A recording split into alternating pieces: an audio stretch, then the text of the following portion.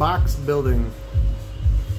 So we're not talking about your mom's box, we're talking about subwoofer boxes. So I use, and I found this out. Let me zoom out a little bit.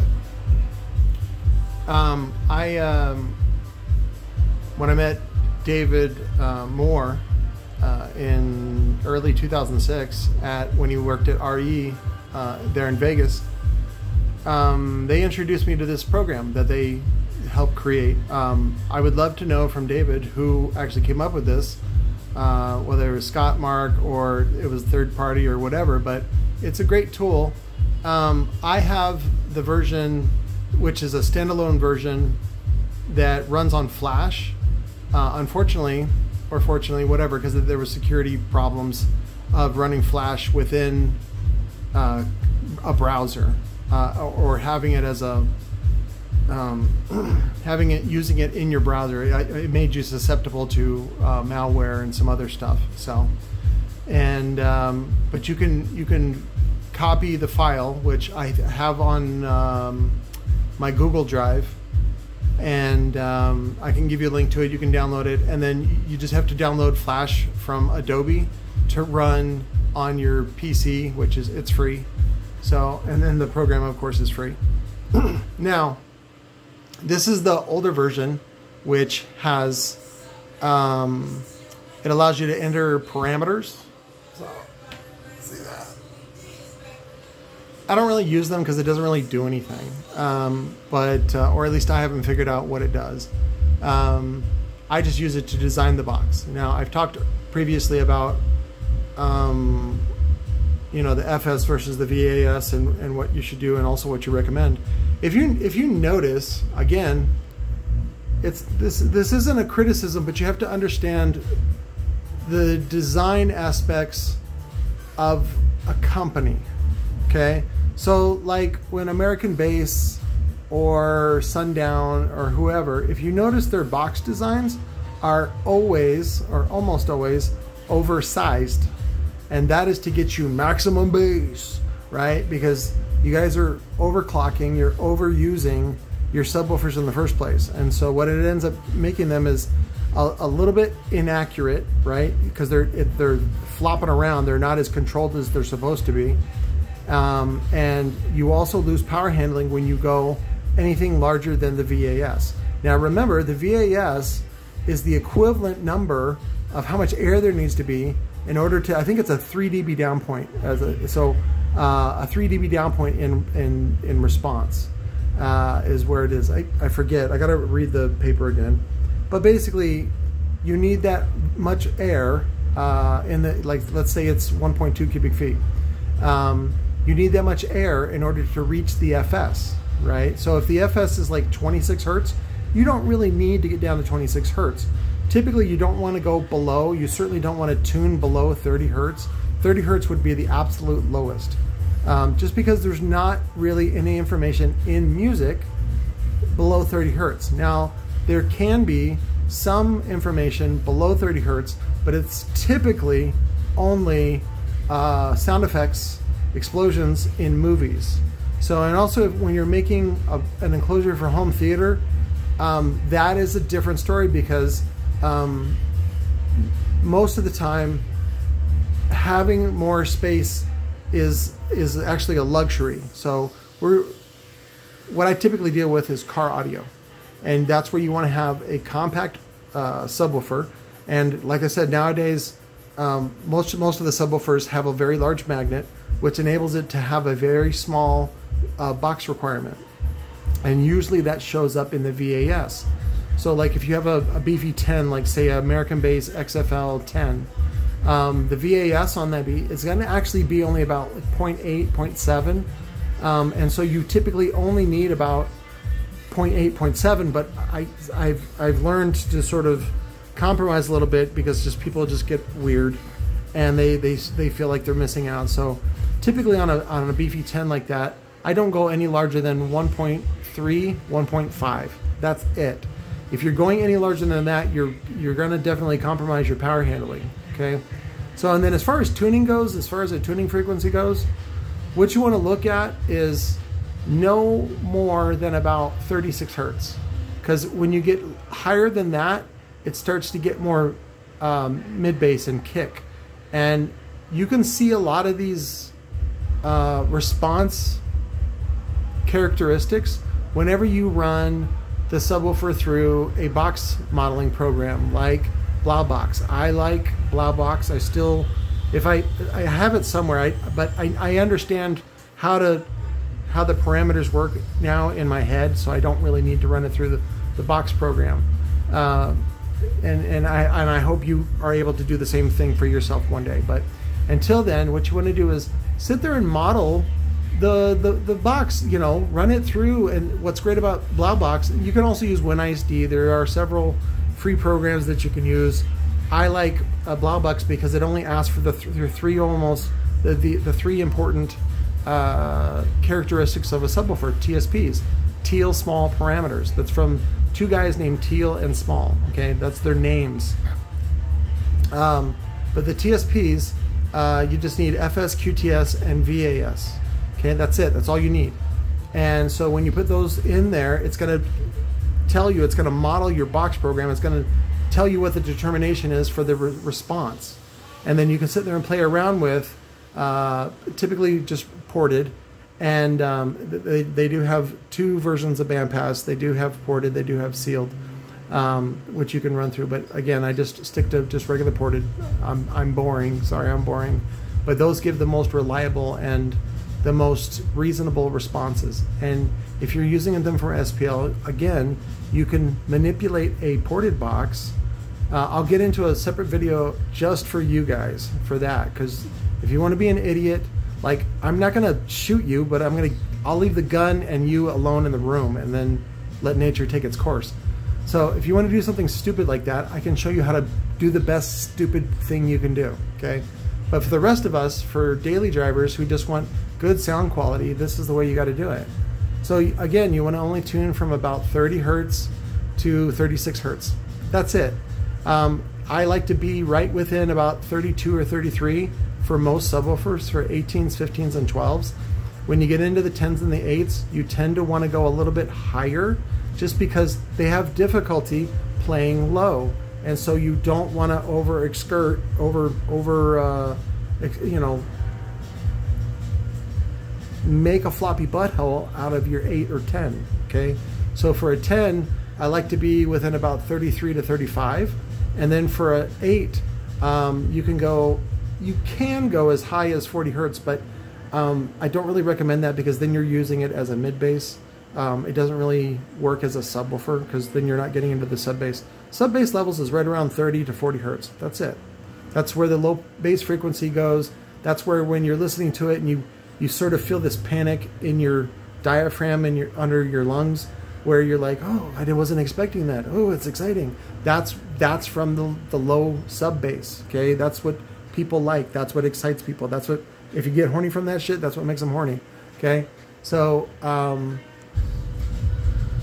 let's see, I covered that. Now, as far as designing it goes, the rule, and again, it's a rule of thumb. What it is, and this came with the program. I don't think they say it in the program at all. And I learned this from Scott Atwell there at Phi and previously at RE, which is and David Moore, which is that you want to be right around 16 square inches per cubic foot. Now, what does that mean? That means, let me show you. This area, right? This area should be about 16 square inches, not cubic inches, square inches per cubic foot of volume. So what that comes down to is, like, let's say the box is 2 cubic feet. So you want to be right around 16 square inches per cubic foot. So there's 2 cubic feet.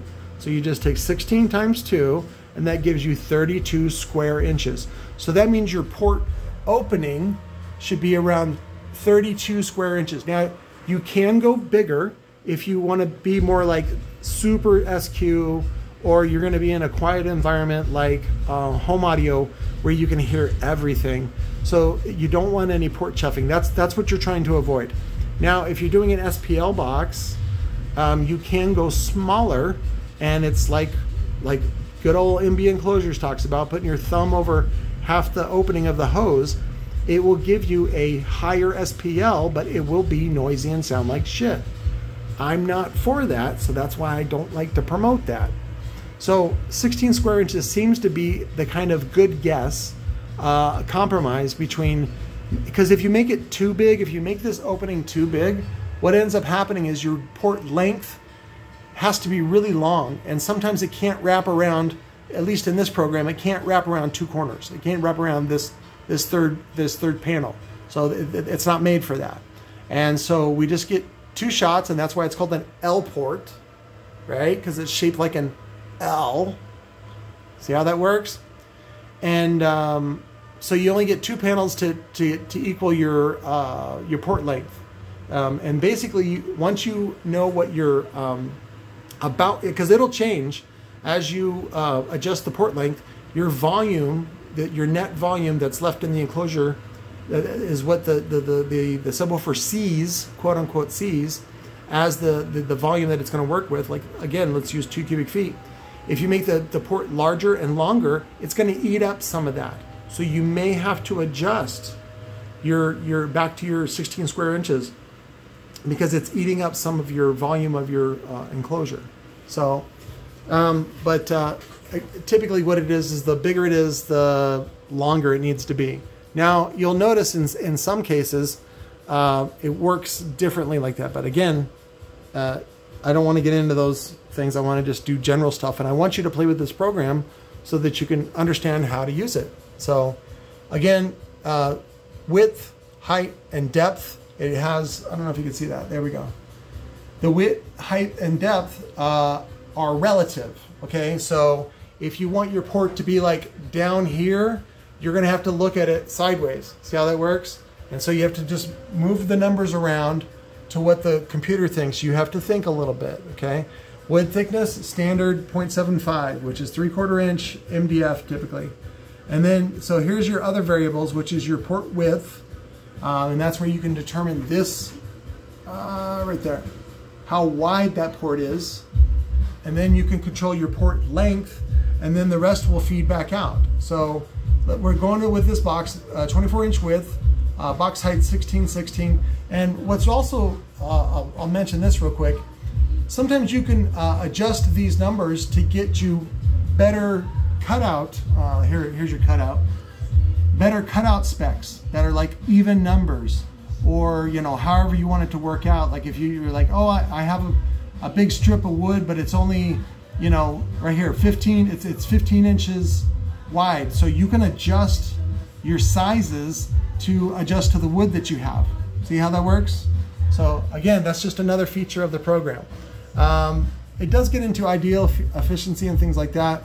I think that's what these are for, the parameters there. But again, these don't really give you a picture of what the bass response is going to be. Again, it'll do like ideal cutoff, which is at F3, and ideal tuning frequency. So, but again, those are other aspects that I don't really want to get into right now. Mostly it's about tuning to the frequency that you want. Now, here's your tune frequency. Right now, I would round that up to 33. One thing that you'll find out is that typically if you, whatever you're aiming for, it's not going to be exact. So it's like you're aiming for 32 hertz, that's going to be closer to 33, and it could be even 33.5. Like again, you won't know until you put the woofer in there. Oh, that's the other thing. Displacement. Displacement from the subwoofer does not need to be calculated. There you go. What I just broke a bunch of boners. The displacement that the woofer takes up is not significant. It is not like, and if you don't believe me, that's fine. You don't have to believe me. Take the same box, right? Take the displacement, calculate it out, and then run those two box sizes, right? Like let's say this box here is, where is it at? Right there, 2 cubic foot. So this box is 2 cubic foot. The other box with the displacement calculated will be like 1.9, right? It's only like 1/10 of a cubic foot. So then run those two box differences through the box program, like BlauBox or WinISD, and then look at the performance difference. What do you know? Next to nothing, okay? A lot of that you're not gonna hear, and I'm tired of people with OCD making the rules. Like, you're an idiot. Let science make the rules, not some, you know, fucking baseaholic weirdo on YouTube or whatever, on Facebook. Well, I do this and I do that. It's like, shut up, shut your fucking mouth. Let science do the work, okay? And a lot of the information that I have is based on real science work. Again, I'll give a shout out to Wayne Connolly over there at Rockford Fosgate. I knew him back when he worked at Diamond Audio, and he left with Drew to go design the T2 and T3 and those components and stuff like that. And one of the things that Wayne was in charge of, this is Wayne Connolly, not Wayne Harris, just so you know. One of the things Wayne did, and I guess whatever, in the spare time or whatever he was doing, he worked on the RATS project, which was Rockford's database in order to calculate in-car response on enclosures. And so he had to build hundreds of enclosures and then test them. So if you want to look at something really cool, look at the RATS system, and then what you can do is compare their teal small parameters with their box recommendations. So Rockford did their research, and it was all because of Wayne Connolly. So you can look at the research that he did, and you can look at the teal small parameters of, like, say, a Rockford P3, and then you can look at their box recommendations, and then you can look at what the response is going to be in a Suburban, in a sedan, and all the kinds of those things, okay? That's where I've gotten a lot of my information and gotten a better picture, a more whole picture of what's going on here with box design and things like that. So, but as far as designing your box, here's your dimensions, top depth and bottom depth. It's so that if you can change the top depth if you want a slight change, like a, I guess it would be, it's not a pentagram, it's a polygon. What was it? I forget what it's called. Anyways, it's a wedge. So now we did a 12-inch top depth. So that's what that looks like. That's the change it looks like. See how that works? And it's great that it's a computer, because it's going to save you a bunch of math time, so you don't have to calculate all that shit. So the other thing is, like, let's say, okay, so that changed our tuning frequency.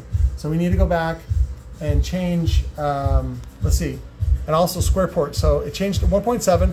So 1.7 times 16 is what?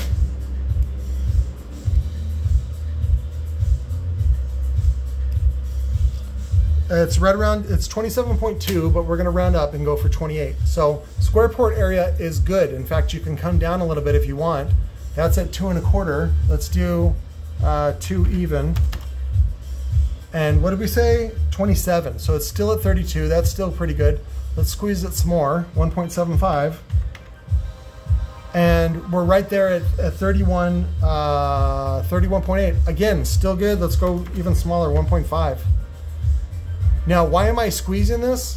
Let's see, was that port area? No, sorry, I was reading the wrong number. Port area is the number that we're looking at. So 21 is too small. What we want to look for is about 28. So let's go back 1.75. Too small. We can do 1.8. That's 26. Let's go back up to 2. Right there, square port area, 29. So we want to have at least 27, 28, so 29 is good. So we can get away with a 2-inch port without giving up too much volume, because again, that port area volume is going to steal away from the rest of the volume that's for the box. I don't know if you guys can still see that. There we go. And so then what you do is, to get the tuning frequency you want, so let's say we want to go 32, you're going to have to go longer. Well, look at the box length of the port. It's already freaking long, so you can't really go much more, and you're not going to really make a difference. So let's say you want to tune for 36, so we're going to shorten this up. So I usually like to do like 2-inch increments. So there we go. So that's 35 at 15 inches. Let's go smaller. 36. So that's a little above 36, and you're at 12 inches. And then what volume did we get back? See, now it's at 1.9. So that's a good box to have, I guess, if you want 2 cubic foot at 36 hertz. See what I'm saying? So, but I hope that helps in explaining what you need as far as tuning frequency goes. the biggest thing I can suggest is just, again, text me direct with your name and your shipping address, 602-312-6504. Introduce yourself. Let me know your shipping address so I can add you to the phone. That way you're in the system. And then what I'll do is I'll send you a link to this program. If somebody sent me before a, I forget which website it is, but it's a website that allows you to run, it's an emulator. And so what it does is it recreates the conditions that the program needs. In this case, when was it Blaubox? Blaubox ran on DOS, the old DOS. So it ran on DOS, it ran on basic code, and then it created pictures. It was a picture interface. But anyways, what it does is it recreates the situation that the program thinks it's in DOS, but it's actually running in a browser. And you got to go into the code and you actually have to update a couple of things.